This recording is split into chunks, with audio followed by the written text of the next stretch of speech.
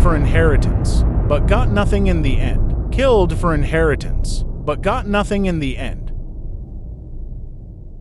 Elvis, if you fail in life, what will you do to survive? A very rich businessman named Richard asked his only child, who was studying medicine in the university. In the dining room, the mother of the boy was around, looking very angry and wearing a frowned face whilst Elvis remained silenced. "Why do you ask our only child such a question?" his wife, Sarah, asked. Richard cleared his throat. "Elvis is slowly neglecting his studies." Elvis looked up, his expression unreadable. "My studies are progressing satisfactorily, Father," he said, his voice quiet but firm. "Satisfactorily? Your grades used to be exceptional. Now they're average. Is that what I'm paying for?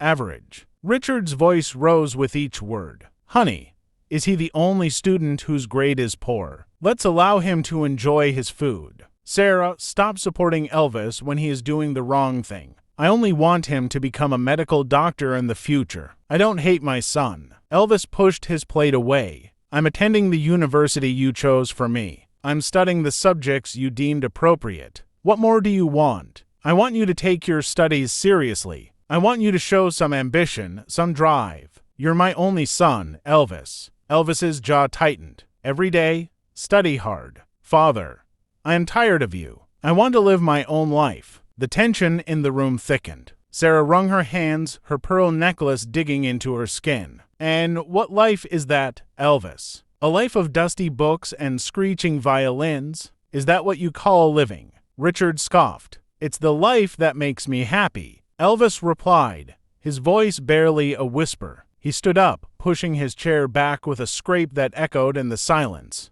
"Excuse me?" He left the dining room, leaving Richard and Sarah alone in the suffocating silence. Richard stared at the empty chair, his face flushed with anger and disappointment. "You see?" Sarah said loudly, her voice tinged with anger. "You can't force him, Richard." Richard didn't respond. He slumped back in his chair, the weight of his wealth and expectations suddenly feeling unbearably heavy. He had built an empire, provided his family with a life of unimaginable luxury, but in doing so, had he inadvertently built walls that kept them from truly connecting? He finally got up from his chair, wore his classic suit, and went to work. The city sprawled beneath Richard Tower's window, a glittering tapestry of ambition and concrete. From his 45th floor office in Ritchie Tower, he could almost feel the pulse of the atrocity, the frantic heartbeat of deals being made, and fortunes being won and lost. He took a slow sip of his single malt scotch, the amber liquid warming his throat,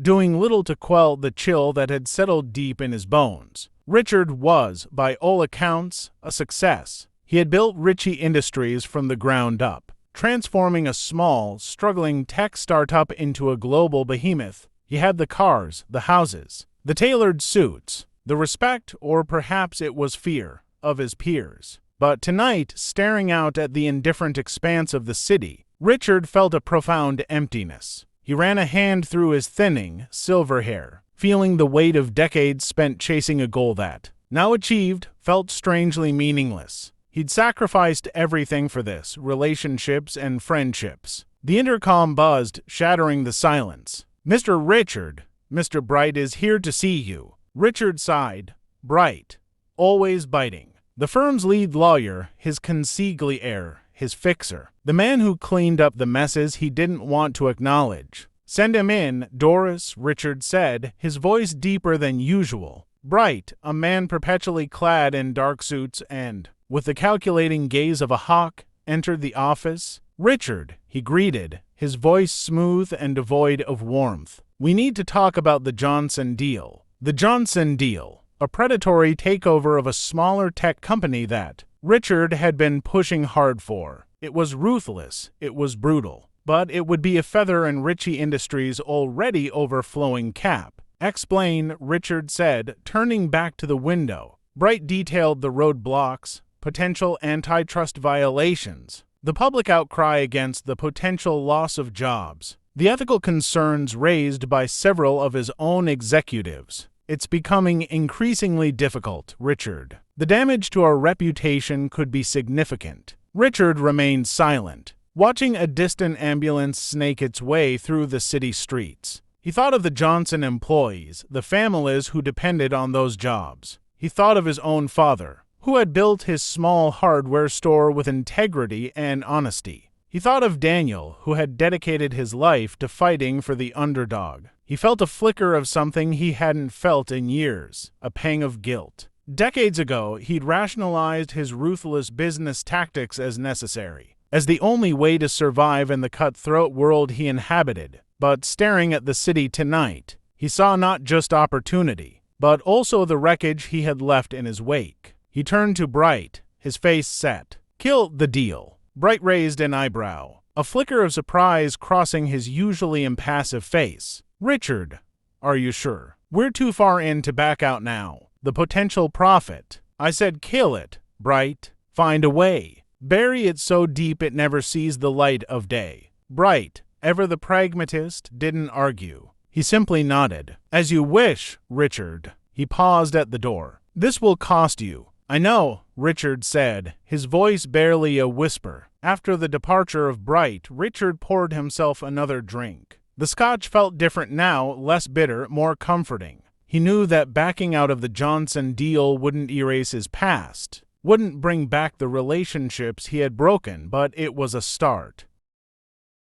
He walked back to the window, the lights in Accra, blurring through the gathering dusk. He still felt empty, but there was something else there too, a fragile seed of hope. Perhaps, he thought, it wasn't too late to try and rebuild, to find a different kind of success, a success measured not in dollars and cents, but in the warmth of connection and the quiet satisfaction of knowing he had finally done something right. The city was still there, indifferent as ever, but for the first time in a long time, Richard felt like he might finally have a reason to stay and face it. Richard locked his office, entered into his luxurious shiny red car, and drove back home. "Honey, honey?" Sarah called Richard and tapped his shoulder whilst he was asleep in the late night. "Oh.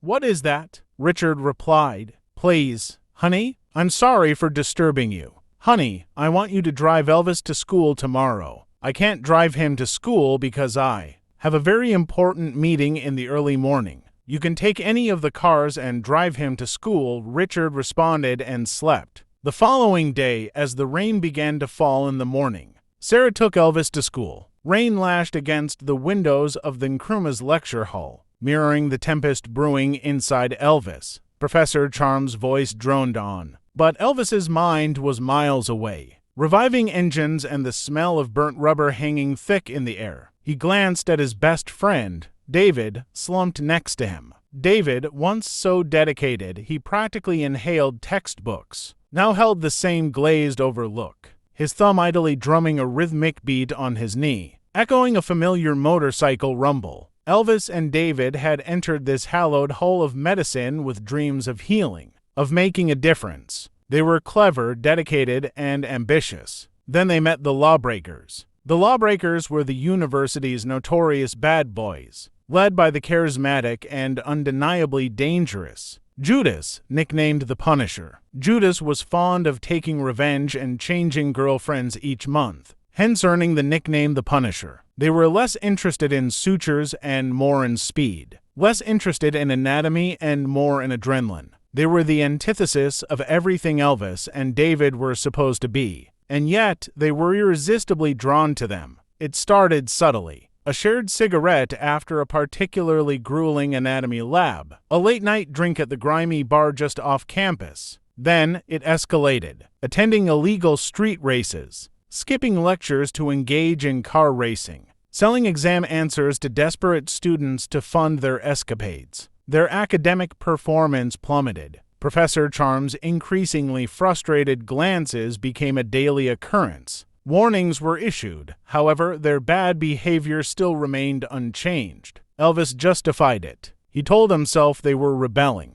breaking free from the pressure cooker of medical school.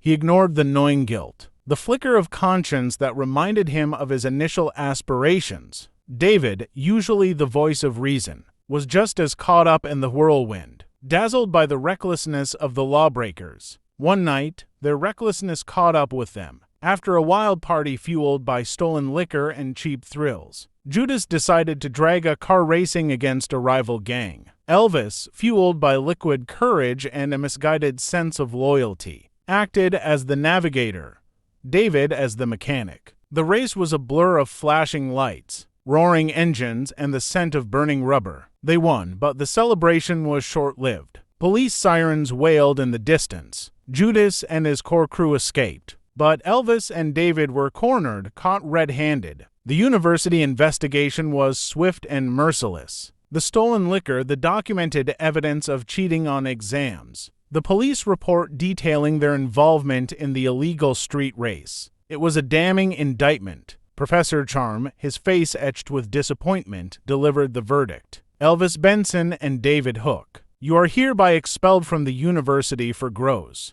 misconduct and violation of the academic code. The words hung in the air, heavy and final. The dreams they had meticulously crafted, the future they had envisioned, crumbled into dust. Standing outside the university gates, rain still pouring down, Elvis felt a cold dread seep into his bones. He looked at David, whose face was pale and drawn. The thrill of the lawbreakers had evaporated, leaving behind only the bitter taste of regret. Judas never reached out. The lawbreakers, always on the move, had already moved on, leaving Elvis and David to face the consequences of their choices. They were sacked from the university, their medical careers over before they even began. The adrenaline rush was gone, replaced by the agonizing reality of a future vastly different from the one they had so carelessly thrown away. As they walked away from the gates, the rain washing the city clean, Elvis knew this was a lesson they would never forget. A costly lesson in the allure of the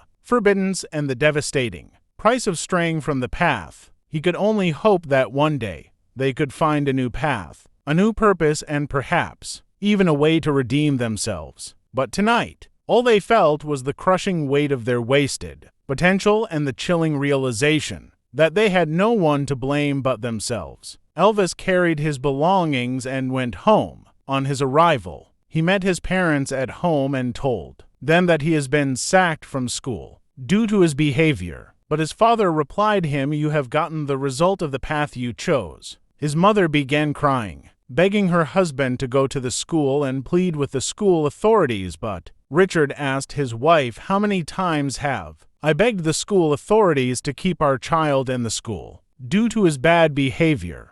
To consecutive times, Sarah responded, "I won't go there on the third time." He repeated, "He has gotten the result of the path he chose." Richard warned his wife, "Don't go to the school and beg, or else I will divorce you." He left the place whilst Sarah continued to cry. For the past 8 years, the needs of Elvis were neglected by his wealthy father. Richard also failed to involve his only child in the running of his business. At 35 years, Elvis is supposed to be working as a medical doctor. Instead, he was at home depending on his mother for even basic needs like food and clothes. Elvis had always desired to be rich like his father, but the future he had envisioned was gradually becoming futile. He sometimes sees his mate enjoying life, driving expensive cars, and moving around with their wives and children. At his age, he had no profession, no job, no money, not to even talk about wife and children. Nevertheless, he still hoped his life would turn around one day. One evening,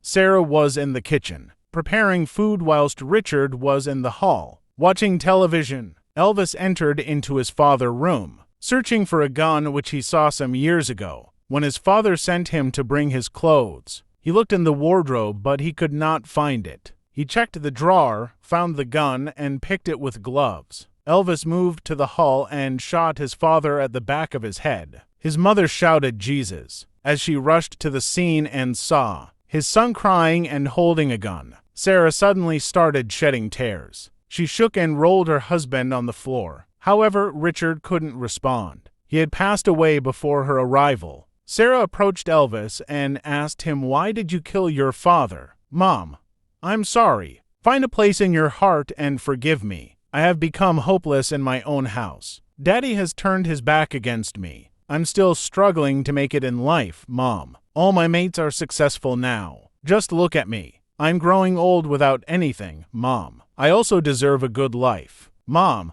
now that he is dead, I will inherit his wealth because I am his only child. I will take over his businesses. Do you know that you can be arrested by the police and rot in jail for committing murder? Mom, just do me a favor. Don't tell anyone that I killed my father. I used gloves to hold the gun, therefore the police will not get a clue to arrest me. Mom, call the police now and report to them that we have been attacked by armed robbers. Elvis dropped the gun gently on the floor whilst his mother informed the police. Extensive investigation was embarked on by the police. However, no one was arrested for committing such crime. Elvis thinks he has successfully covered up the murder and can seize what he believes is his birthright. He receives an unexpected visit from a family friend named Boateng, who reveals that they have been aware of Mr. Richard's death. This friend is not only a legal guardian for Richard's inheritance, but also holds the key to unlocking a hidden legacy, a trust set up by Mr. Richard that includes crucial information about Elvis's true lineage. As it turns out, Elvis isn't even Mr. Richard's biological son. His mother brought him into marriage when he was 2 years old. Elvis's stepfather was Mr. Richard. Elvis stared at his mother in surprise and asked Mom, "Is it true?" "Yes," Sarah replied. Elvis discovered that the inheritance he sought was never intended for him. It had been legally transferred to Mr. Afori years ago due to Mr. Richard's changing financial situations and liquidation problems. The revelation shatters Elvis's world. His motivations for killing his father were based on a false identity and misplaced anger. Now faced with the reality that everything he thought defined him was a lie, Elvis must confront not only the consequences of his actions, but also the looming question, who is he?